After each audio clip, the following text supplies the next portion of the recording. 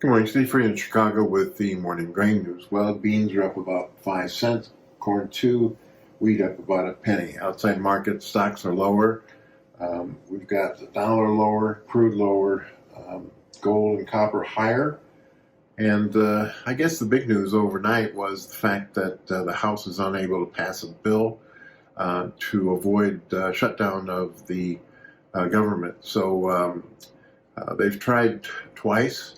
Once with a big bill, second time with a smaller page bill, but each time there were 38 Republicans that voted against passage.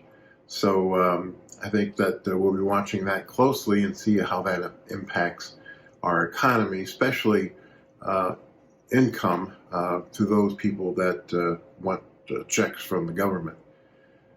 As far as other news, from a weather standpoint, Brazil looks good. Argentina 2-week forecast is drier.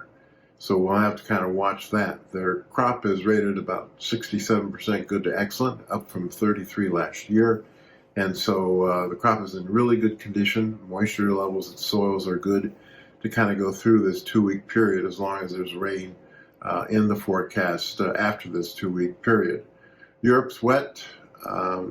Black Sea is dry.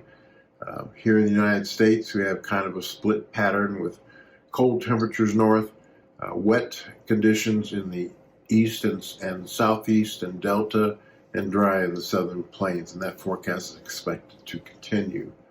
Otherwise, China is okay. The Indian situation is warm and dry and probably needs to be watched. Yesterday, we tested 950 in the March, bounced off it. So as one analyst said, you can't go down 25 cents every day. And so we'll just kind of see if this is the midpoint of a possible trading range or the upper end of the range. The Brazilian farmer has slowed his selling of beans due to a bounce in the real.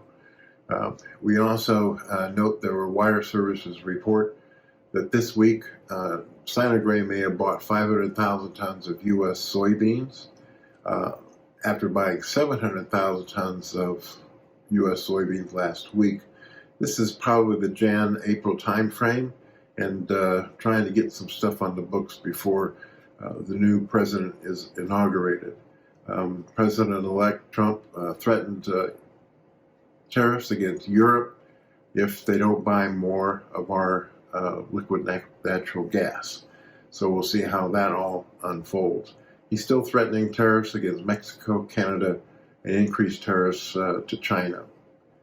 We also note that when we look at the wheat market, again, the U.S. is out of the market as far as export commitment. South America, Argentina, Australia is cheaper, and we still have concern about less Russian wheat to be exported between now and the end of the marketing year, and EU wheat quality down.